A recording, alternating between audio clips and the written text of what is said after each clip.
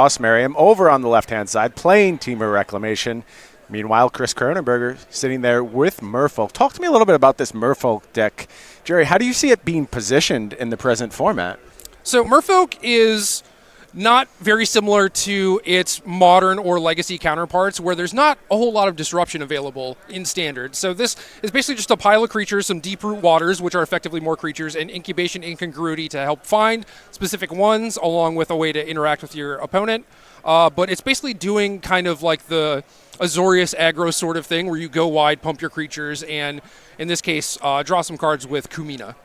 Both players content to keep 7 here. We saw them both lead on tapped breeding pools. Chris Kronenberger going to make the first play of the match with a Silvergill Adept. Going to go ahead and draw a card off that 2-1. We know that's a legacy-powered creature. Now it gets to do its thing in standard. Meanwhile, Merriam's going to go ahead and answer with a Growth Spiral, looking to accelerate mana a little bit. See it putting a Sulfur Falls into play. Aside from the lack of a 1-drop on Kronenberger's side, this is basically the optimal start for both players. You don't see any mana issues. They're both playing 2 drops that get some additional cards, some velocity going on. And Kronenberger able to follow up with the Lord here. That's going to go ahead and pump the Silvergill Adept, but Merriam does have the Shivan Fire to answer. What is it, Merfolk Mistbinder? Is that the name of the new Lord? Yeah, that's correct. And it's interesting to see Ross tag the Lord instead of the creature that's already attacking him, which likely means that his hand is pretty removal light. Yeah, absolutely. Not needing to protect the life total immediately. Turn passes back to Merriam here. Going to go ahead and play a tapped land, and the follow-up, Search for Azcanta. Key engine piece for these reclamation decks. Yeah, oftentimes Search can be a little bit slow, especially if Ross's hand is removal light. But Kronenberger is now stumbling on mana a little bit, so Ross is probably going to have enough time to actually transform this Search and do his thing. The Merfolk deck absolutely is capable of flying out of the gate, but it also plays a lower, resource-intensive game where it's content just sitting around for a bunch of turns and drawing some cards with things like Silvergill Adept, Kumina, and Kronenberger having to play that style of game now. Against something like Reclamation, I'm not sure that's the game you want to be playing, but not a lot of choice here for Kronenberger. We do see Benefic Biomancer able to go ahead and loot a little bit with the help of Jadebearer. Yeah, combo deck coming out of Merfolk. And I agree with you completely. Merfolk does have a little bit of a longer game, but Temur Reclamation is one of the few decks in the format that actually just goes over the top of everyone, capable of generating a bunch of mana with Wilderness Reclamation, eventually ending things with a giant explosion. Yep. Niv Mizzet also going to be a problematic card for this Merfolk deck to deal with. Can come down, pick off a lot of the team. So there is a clock, I think, hovering over Chris Kronenberger's head. It's going to have to do that typical balancing act of getting exactly the right amount of pressure on the battlefield without exposing himself too much to sweepers. We know now, looking at Ross Merriam's deck, there are 2 copies of Fiery Cannonade in the main deck, certainly an effective sweeper against the Merfolk tribe, if they are unable to get pumped. Yeah, and Merfolk's capable of doing that a little bit. I mean, Kumina's already got a lot of toughness, and things like Jadebearer can get in the mix and everything, so Merfolk can certainly generate boards that are not as vulnerable to Fiery Cannonade, and the white aggressive decks can kind of do a similar thing with Venerated Loxodon and Formation and everything, but the Merfolk deck has a little bit easier time doing that. Ross doing some cantrippy type stuff here with an Opt as well as a Growth Spiral, just continuing to generate mana under no immediate threat of death. He's got a few turns to work with, and he's doing a good job. Search for Azcanta is going to transform next turn, and then it's basically about hoping that he has a giant payoff card. Kronenberger was able to find another Lord, but unfortunately Sinister Sabotage from Ross Merriam, meaning this attack not going to be quite as effective. Here you see another Jadebearer going to put another counter on the Benefic Biomancer and get another loot. That activation feels so good when you get it. Yeah, Azorius aggro would absolutely love that sort of interaction, just to be able to filter through your draws, find things that matter, be able to pressure your opponent, and that is definitely one of the biggest upsides to this Merfolk deck is between Silvergill Adept, Benthic Biomancer, and Kumina, you have that card selection. You can find the things that are important and really matter. Right, and Merriam now with the Crucial Engine online, you see a flipped Azcanta, the Sunken Ruin. That's going to allow Merriam to find a lot of answers, especially if he's able to find the namesake card in the deck, Wilderness Reclamation. It's still tough. He's on a 2-turn clock, so he's got to do something this turn, and I don't think he has a whole lot of time to actually sit back and activate the Azcanta. He does have an Expansion Explosion in his hand, so that can take out the Benthic Biomancer, draw a few cards maybe. Well, here's a lot of mana being tapped from Ross Merriam. And the play looks like it is going to be an explosion. 4-3, going to go ahead and blow up that Benthic Biomancer, draw 3 cards for Merriam. We have an update from one of our back tables. You see James Wheeler now up a game against Jim Davis in the Burn versus Tron matchup, a nightmare matchup for Tron. Yeah, no surprises there. As soon as the black left the Tron deck, they really started to struggle against these Burn decks, and it's now gotten to the point of nightmare, I think. Even then, it was still... It was very difficult to win on the Tron side, for sure.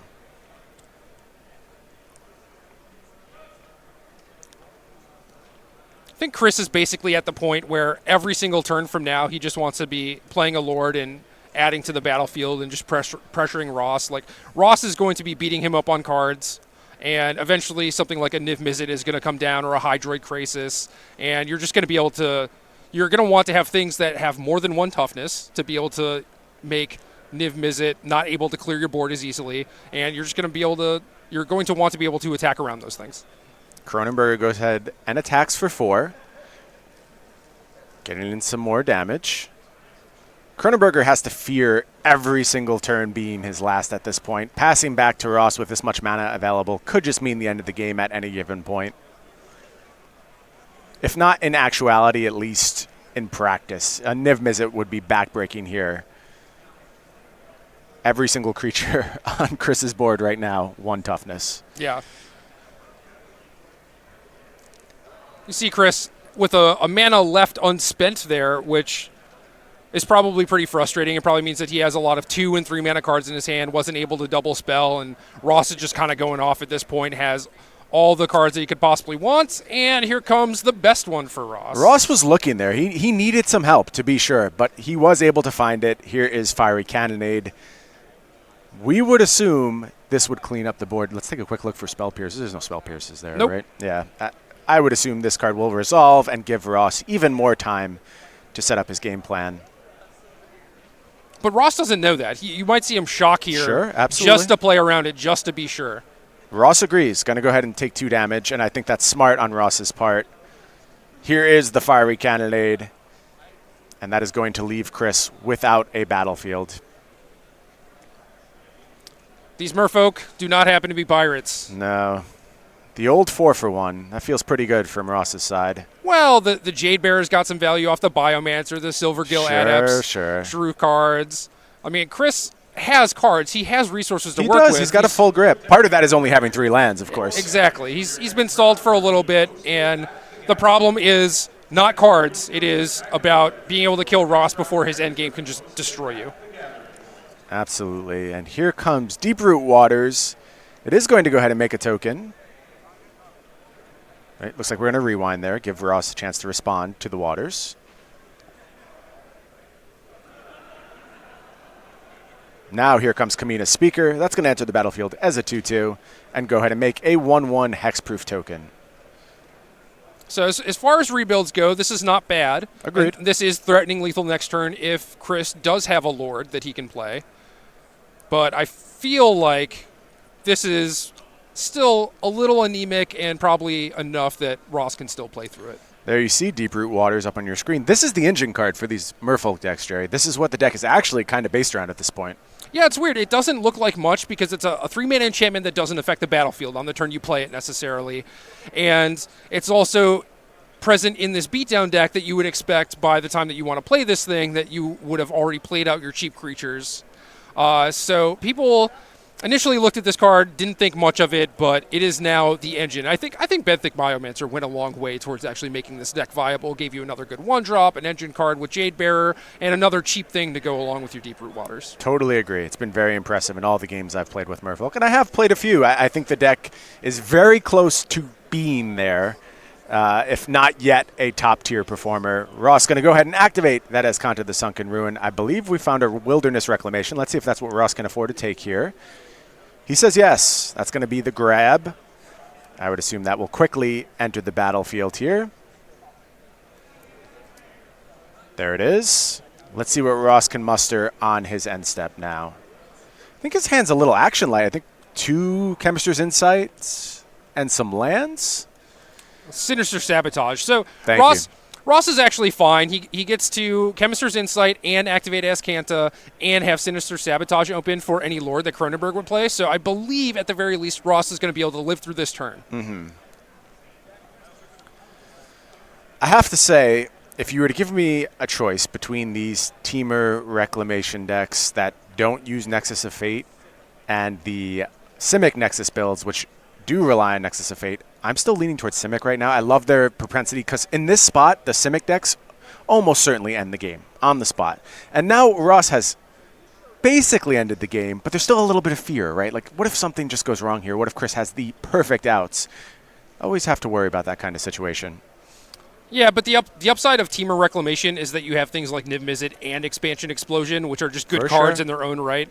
And that allows you to transition in sideboarding a little bit better, whereas the Simic deck is just like, I have to assemble my combo, I need all of these pieces, and then sideboarding becomes a little bit rough because you do need to do other things against mono blue aggro and mono white aggro. Mm-hmm. And this deck just lets you bridge a little bit better. Plus, you get to cast Explosion for 20. Isn't that sweet? It does feel great. Would you rather do that or just cast Nexus of Fate 30 times? I would rather cast Nexus of Fate 30 times, but you're asking the wrong person that question right now. That is where we differ.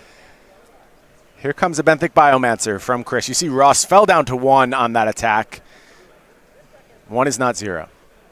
And I have a feeling Ross still feels fairly comfortable with his position right now. Yeah, a turn went by where he didn't even have to use the Sinister Sabotage yet, which is maybe good, maybe bad, because certainly he would like to get the value out of the Surveil, and now he has a battlefield of 4 creatures that he has to deal with because every single one of them is lethal. Here is a second Wilderness Reclamation. Ross going to go ahead and play a land. Certainly worth noting that 2 of them have hexproof too. Very true. So it's basically going to come down to whether or not Ross can find the last copy of Fiery Cannonade. That's Shivan Fire. That's not going to get the job done.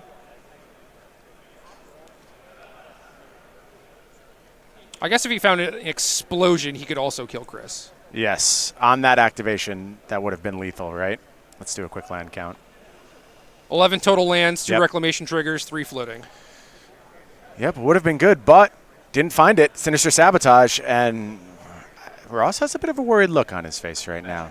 He's going to get to go 8 cards deep, at least. Can go even greater than that with Flashback Chemist's Insight. So Ross is going to see a huge percentage of his deck on this turn trying to find that Cannonade. But still a stressful moment. Stressful? Stressful. I would find this moment fun. You live for this? Yeah. I'm stressed out. I can't watch. I'm going to cover my eyes. You tell me what happens. You get a good sweat. The game is played out. It has effectively come to its natural conclusion, and it all comes down to whether or not Ross can find this Fiery Cannonade, right? That is the question. That's fun. The game's out of your hands, and then you just get to see if you get there or not. Ross did not get there on the first Azcanta activation. It's just going to reveal Sinister Sabotage. What's he going to do with mana now? It's got to be some flurry of Chemist's Insights as we try and rip to the bottom of the deck. And he still has 1 Wilderness Reclamation trigger on the stack. Correct. So there's going to be another search for Azcanta. There it is. Found it. Okay. We're safe now. Ross can breathe the sigh of relief. I will uncover my eyes and come back to this match. Ross going to go ahead and cast Growth Spiral. It's basically academic from this point. Right? See, isn't it boring? We had this nice sweat, this nice moment, and we didn't even have to go through the last Wilderness Reclamation, all the Chemist's Insights, all the search for Azcantas. It didn't come down to the last second. You are correct. Boring. I'm a risk-adverse gentleman. That's a lot of lawyer training coming out in me where you see me trying to avoid these moments. Don't want to have to do the sweat, but Ross apparently lives for it and has successfully found. No, he was on edge. Now. He was actually worried. You saw it, right? Yes. You saw it in his body language. There was some tension there. Here is the Fiery Cannonade going to go ahead and clean up. What do you say percentages for Kronenberger's outs right now? 0. 0%. No chance of winning this game. Effectively over. I think Ross has had a few too many turns of setup where he's gotten to develop everything, and I believe he was a favorite, and Chris navigated in such a way where there was a lot of stuff that Ross had to deal with. He had to find the last copy of Fiery Cannonade. He was able to do it. Mm-hmm. But yeah, There were a couple worrisome moments for sure, but at this point, since Ross was able to clear the board again, the game is effectively over. Right. And we know Ross will head into next turn with Niv Mizzet in hand, ready to hit the battlefield. I believe we held on to a Niv Mizzet here. Possibly not. What's more likely is we just see the game end with a huge explosion here. Yeah, again, Ross has to find that, but he also just has several counter spells. But I guess the Deeper Waters is still making things difficult because he's out of fiery cannonades. Right. So he does need to find something to end the game. Yeah, I think he needs to win this turn, but should be able to do so with little doubt. He's going to have upwards of 40 mana in his next end step. And still has all these insights and stuff. I think at this point you're just like, yeah, everything should resolve unless you specifically want to use one of those cards to surveil. Right. And that's what Ross is going to consider now that Kronenberger has used mana, all the mana for the turn, can consider using a Sinister Sabotage just to get a card deeper. But you might need that mana for Explosion on the next turn. Ross is going to go ahead and let that Kamina resolve. Kronenberger going to go ahead, pass back the turn. Ross going to flash back Chemist's Insight. Still looking for the kill card. There's an explosion. That's going to do it. It's not even fun. It's it's not the first card off the deck, but it's the second one. You were looking for another sweat there. I mean, there's no real sweat there. It's. And now we see Ross speed up. He knows nothing else matters. Right. The game is effectively over. Ross looking for some more mana, being greedy about it. Meanwhile, over in the Legacy matchup, it sounds like Tannen Grace up a game against Eric Rill. Tannen listed as playing Grixis Delver there, but I had a chance to chat with Tannen a little bit earlier in the day. It's closer to a blue-red build of Delver with just a little bit of black, a little tiny splash at this point. Not the typical Grixis Delver list we've seen Tannen playing in the past. And there is the scoop from Chris Kronenberger. Ross Merriam going up a game against Merfolk. Who do you think is overall favored in this matchup? Do you have a sense of how this should play out? I think since Ross is so light on ways to actually interact, Chris was a pretty big favorite in game one. But post-board things change a little bit. Ross gets to kind of juke if he wants to, board in the sideboard creatures that you see, Rekindling Phoenix, Biogenic Ooze, another copy of Niv Mizzet, and just not worry about trying to resolve his expensive cards like Explosion through things like Negate. Right. Why don't we go step by step through Ross's sideboard? We're looking at a Crushing Canopy, 3 Crushing Canopies, one Biogenic Ooze, 3 copies of Rekindling Phoenix, 1 Niv Mizzet, 2 Negates, 1 Gift of Paradise, 1 Fiery Cannonade, 1 Entrancing Melody, and 2 Star of Extinctions. What are you bringing in if you're Ross here? The creatures, absolutely. The 5 creatures. Maybe you want some Negates to help you win Counter Wars. The extra Fiery Cannonade is great.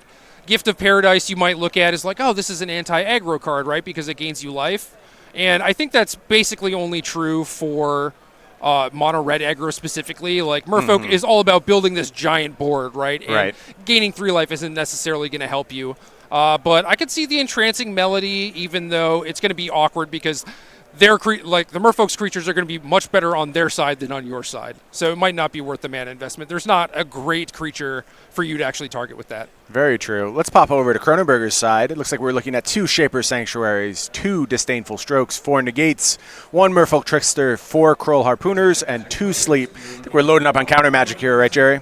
Yeah, there are 6 viable counter spells for the matchup that I like a decent amount. Shaper Sanctuary you might look at and be like, oh, Ross's deck is full of removal, right? This is what this is supposed to help against. But realistically, there's only 4 Shivan Fires, 2 Fiery Cannonades, and then maybe some more stuff in the sideboard. I think Shaper Sanctuary is a card that you would want for Esper more than anything and probably don't want here. I could buy that. Meanwhile, over in our modern matchup, you see James Wheeler close that one up 2-0 against Tron, kind of as we expected. Shocker. Yeah, that's how that matchup tends to go. So Wheeler putting his team up on the board. Meanwhile, the team of Grace, Davis, Merriam up a game in the other 2 matches.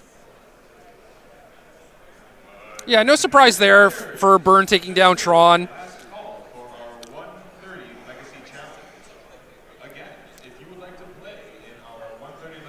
So, Jerry, I have to tell you, I'm excited about any Magic set that's going to be released. Literally all of them. I'm over the moon. I want to talk about them. I want to know everything about it. Conspiracy? Jerry, I'm excited for most Magic sets that are coming out. Noted. The vast majority of them. But one that I am absolutely over the moon, super excited about, War of the Spark. As we know, absolutely loaded to the gills with Planeswalkers. What's the number of Planeswalkers we're getting in this set? 36. Can't wait to see how they're going to make that one work. It's going to be weird. It's going to be real weird. I'm scared. I have trepidation, but I have faith that it's going to be an awesome set. I have faith, too. I think R&D historically has done a very good job. The play designers have done an excellent job also. And, I mean, developing 36 Planeswalkers for constructed play is going to be tough, but I think it's also going to be cool, too. You're probably going to have a lot of sweet stuff to potentially build around. Right. You know those designers love the challenge of making it work, and they didn't throw them in there willy-nilly. I'm sure they're carefully tested. So if you're as excited as I am, make sure you head over to StarCityGames.com and get your pre-orders in today for War of the Spark. This seems like a set that I want to load up on. I'm sure you do as well. Yeah, I mean, Standard has been great thus far. Agreed. But basically anything that can shake it up after the 3 months of jamming Sultai against mono blue, mono white against mono red. You know, I need more of it. I need something different to play on Arena. I'm with you. And as much as I've lauded recent Standards for being less Planeswalker focused, I think that that's an idea shared by design right now. I think they've purposely stepped away from the power level of Planeswalkers, and I think they are using this as an opportunity to kind of reintroduce what the Planeswalker card type is capable of and what it does. And the fact that we know there are going to be so many of them, they can't just be the standard Planeswalkers that we've seen in the past. They have to be doing something different. Right. I would fully expect there to be some different crazy designs that we haven't thought of. You know, like is there going to be a 1-mana Planeswalker? Who knows? I hope it's really bad if that's the case. But, you know, that's the sort of thing where it's like, well, you have 36 of them in this one set. You have to differentiate them from each other. Oh, yeah, absolutely. And I know a lot of people, probably including yourself, because you love this card, are getting ready to dust off those Mox Ambers, hoping maybe there's some Planeswalkers you could fire up with them. I am eagerly awaiting preview season. Oh, same. Can't wait to see the first look at these Planeswalkers. And let's not forget the other potentially sweet cards in the set. Like, all anyone is talking about is Planeswalkers. It's going to dump 180 other new cards into the format as well, so sure to shake things up. Looking at the deck list here, actually no black in... Oh, okay, yeah, Eric Rill is it. What is Tannen's black card? So I'm curious. I believe they're just in the sideboard, is what he told me when we spoke earlier. Some Bitter Blossoms. Okay. I approve of that. Bitter Blossom really well positioned in Legacy right now, as well as Modern, actually, for what it's worth. Yeah, and only a single Underground Sea, too. It's great. Yeah, very conservative splash. Why don't we go ahead and take a look at Ross Merriam's player slide here on the SCG Tour. There you see Ross, 30 years old, a young buck compared to old fellows like us. 19 opens played with 5 open top 8s and a win in the last year of the SCG Tour. All-time, 25 open top 8s, 5 wins, and 2 invitational top 8s. And Ross, of course, Jeopardy fan. Did you watch Ross when he was on Jeopardy? I watched it with Ross. Okay. We were actually driving to an open in Columbus the day his episode was airing, and we all gathered around in the hotel lobby, and he made the nice lady working the bar turn it on TV and everything. Very good stuff. I think Ross is going to be looking to finish this match total with more money than he finished Jeopardy with. Did not finish with a particularly high dollar total. Hey, look, I've never been on Jeopardy. I'm not trying to knock him. It's just a fact. He ended with $0 on his board. Brutal. Still an impressive feat to even get there, Ross. I promise I'm not throwing shade your way. So a good start from Kronenberger here with 1 drop into 2 drop, but Ross able to find a removal spell. Shivan Fire cleaning up that Deep Root Elite, which is another one of the kind of engine cards. Deep Root Elite with Benthic Biomancer. That one's real sweet. Yeah, that's actually going off. In last game, I said that both players had a very good start. I think this start for both players is much stronger. Oh, yeah. Yeah, flying out of the gate. Silvergill Adept on the side of Kronenberger. Going to go ahead and draw a card. Considering the options here. 3rd land in hand. Yes, it is. And here comes that Benthic Biomancer, getting in for just a point of damage. Ross going to go ahead, untap, take a draw, finds a land off the top. Let's see if Ross has his engine ready to go here. Yeah, I think if Ross was able to do something like turn 3 Wilderness Reclamation, end step on tap, cast Chemist's Insight, then it's sort of off to the races. Mm-hmm. But this looks like one of those games that's maybe going to be a little bit slower, and certainly post-board the Teamer deck is able to become a little bit more controlling, play sort of a slower game, probably going to trim on some of the top-end stuff like the expansion explosions, and just focus more on slowing Chris down and playing a little bit of a slower game. Yeah, I would argue Merfolk does very much the same thing, despite this explosive start, but certainly their deck slows down when you add a bunch of counter magic into the mix.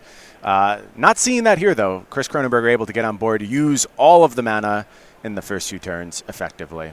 Yeah, rather than trying to build this giant board position, you can just play out a threat or two, sit behind counter spells. And the problem with that is that eventually Niv Mizzet comes down, sort of ruins all your fun, so you need to have some sort of answer either directly to the card or way to attack around it. Here we see an additional Silvergill Adept drawing another card, revealed another Deeproot Elite. Let's see if that's ready to join the battlefield as well.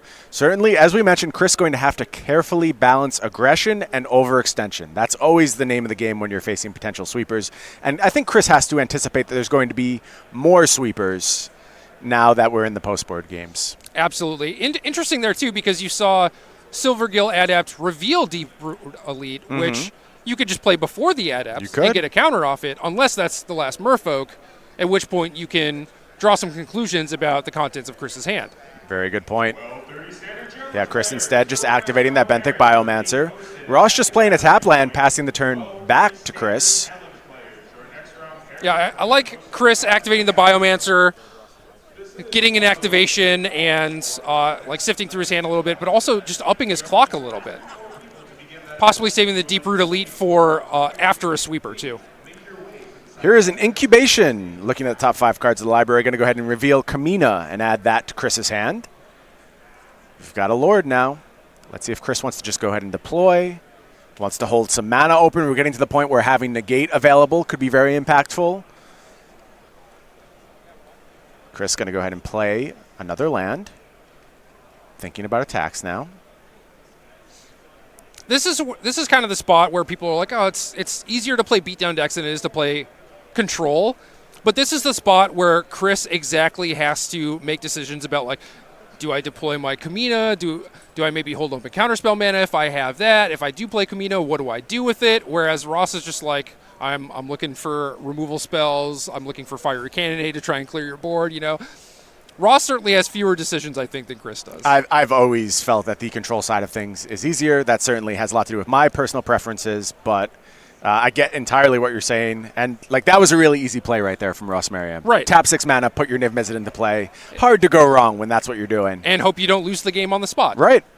But that's what you're down to. Like, that's what your deck is designed to do. Really need to fade some explosive action from Chris here. You know that Deeproot Elite is in hand, so if that gets to combine with any other Merfolk, it could present problems. Let's see what happens here. Well, everything on Chris's power, or everything on Chris's side is 2 power. So if a single Lord would be lights out for Ross. Yep. And Deeproot Elite would require a lot of work in order to make that happen, but it would. Jade Bearer would make it a lot easier. Basically, you just need to make a bunch of 3 power things. Yeah, I think there's no easy solution on Chris's side because the Lord would have been windmill slammed here. Instead, Chris having a bit of a think, figuring out if there is a way to leverage that Deeproot Elite to lethal on this turn, or if he's going to have to play a little longer. And I don't think if he has to let Ross untap here, it's necessarily game over, because Kamina is going to be able to do some very powerful things. Could just generate a board that's potentially safe from sweepers, really asks a lot from Niv Mizzet. So I don't want to spell doom and gloom if this isn't just game over. It's going to be tough, don't get me wrong, but it's not the end of the world. And here you see a big attack coming in. No, that's a Kamina activation. Oh, that's Kamina activation. No, that doesn't bode as well, right? It depends.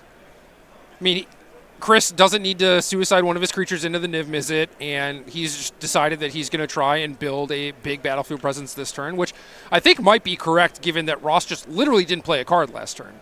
Like, he did not play a spell. Yeah, so it looks like just Kamina going to attack there, right? We have the activation from Kamina. Tap cannot be blocked this turn. Going to drop Ross down to 6. Now Ross with some free reign. Niv Mizzet, a bunch of mana. What's going to be the play from Ross? It looks like Niv Mizzet, 2 lands, and Shivan Fire in hand for Ross. So the Shivan Fire can certainly get the party started. Mm-hmm. You get the first Niv activation from your draw step, so you get to kind of force Chris to maybe act, pick off the Deep Root Elite. So now maybe you think that the coast is clear at least. Like any one toughness thing is probably just going to die. Right. I think that is certain. Let's see if Ross can chain this Shivan Fire into some other action.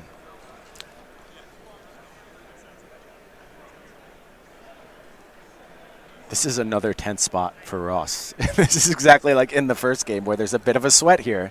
Yeah, so Niv Mizzet is very powerful, right? And it kind of gets a rap for if you get to untap with it, obviously you win the game. But you still have to sequence everything correctly. Oh, yeah. Especially when you're in Ross's spot where your opponent could have tricks, they could have counter spells, and you are light on spells, actually. You have to choose very carefully where you point your removal spell and what you target with the Niv activations and everything like that. Ross drew another Shivan Fire. And I think that basically... That makes it easier. Yeah, things get much easier from this point. Now Ross could kick that, targeting the Kamina, right? Still sitting only at 4 toughness. Or you could just get greedy, just let the Kamina live, or Shivan Fire their Kamina, trigger Niv Mizzet onto Kamina, hope to draw another spell, you know. But if you just kick Shivan Fire, realistically you wipe out Kronenberger's board, but then you're done. You don't get to draw any more cards this turn. No more fun to be had. I think that's what you just saw Ross go ahead and ask Jim, saying, what do I do here? Should I try and get a little greedy? I like the aspect of team tournaments because you can talk to your teammates. And a lot of the time, it's basically just 3 really good players that trust each other, and they're able to just sit down, play their matches. But occasionally you communicate, and a lot of the time I found that someone is just like, Jim, do I have permission to make this ballsy play? Is this okay? Are you going to be mad at me? Looks like we have a search in hand for Ross. Going to go ahead and deploy that first. So that's going to take the kicker off the table. Here's a tapped land. What it does mean is that if Ross untaps, he's in an even better position. And I think going to get aggressive with Niv Mizzet here and get in for 6 damage.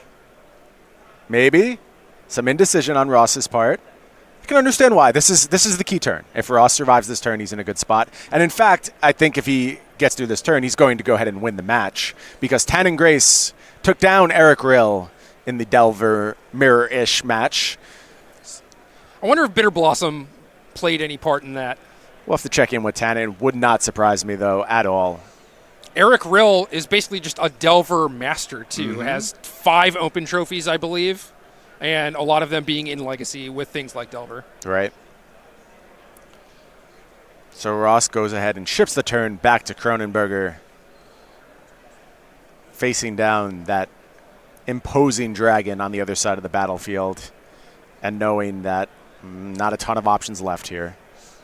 Yeah, this is kind of the problem with decks like Merfolk and even Azorius aggro, where you're a pile of creatures. Your creatures are all pretty good. You have ways to pump them up and some ways to interact with what your opponent's doing, but not a lot of reach, not a lot of ways to actually close the game once your opponent deals with your early creature rush.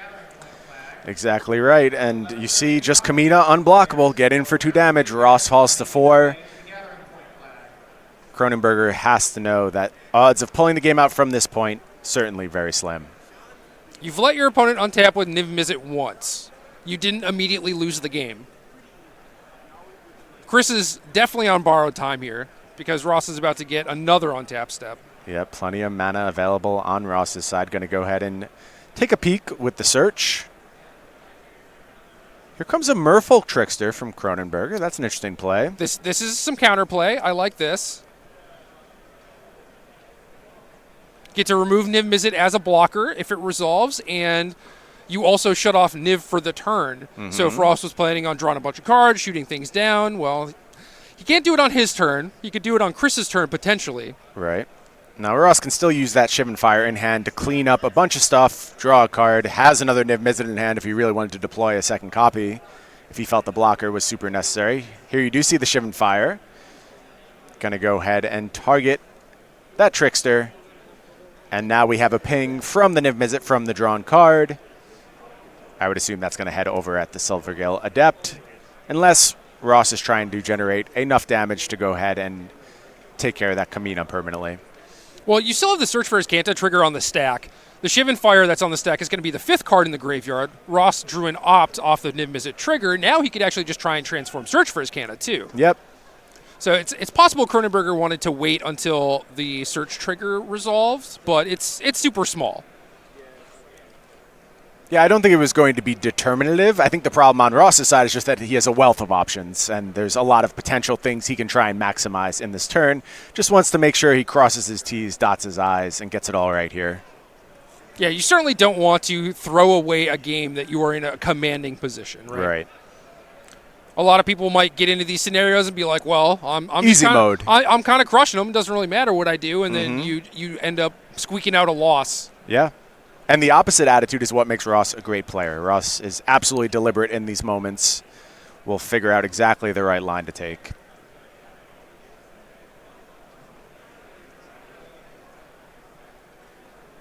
It's interesting that at a time where the deck that Ross pioneered is at its apex and dominating the modern format, Ross is here in the standard seat today.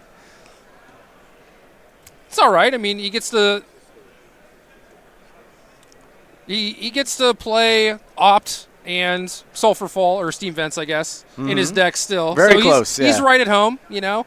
But the conversation has been dominated by Is It Phoenix, and I feel like there are a lot of teams who moved their modern seat away from that deck actually to try and counter it or anticipate that people were going to play decks that countered it. So Jim playing Tron, not very much of a surprise there. He's known for playing that deck. He pilots it very well and actually ends up being very good against Is It Phoenix too. So right. If I was in Ross's spot, I'd be fine with that.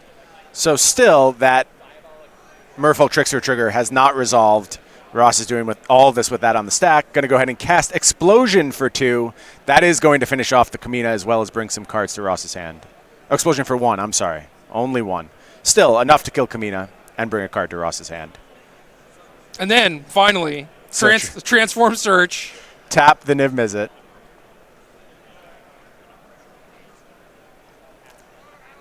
So Kronenberger apt to get another turn, not apt to be a very impactful one.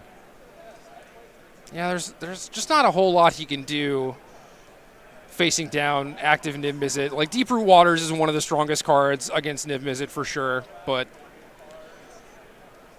after this good start, he couldn't do anything else, couldn't capitalize. Yeah, and now finally, Search for Azcanta going to go ahead and put Chemist's Insight into the graveyard and transform. Here's the draw step. That's going to find Fiery Cannonade. Ross going to play a tap land, pass it back to Chris Kronenberger. Chris going to go ahead and take a draw dutifully. Here is another Kamina.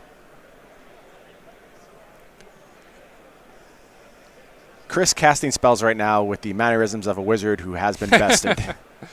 And I don't fault him at all. There's another expansion explosion for Ross. Ross going to go ahead and kick the Chemist's Insight. That's enough to get a handshake. Do you ever see a lethal Chemist's Insight before? I'm sure I have in my life, but that thought never really crossed my mind. Right. I was never just like, yes, this is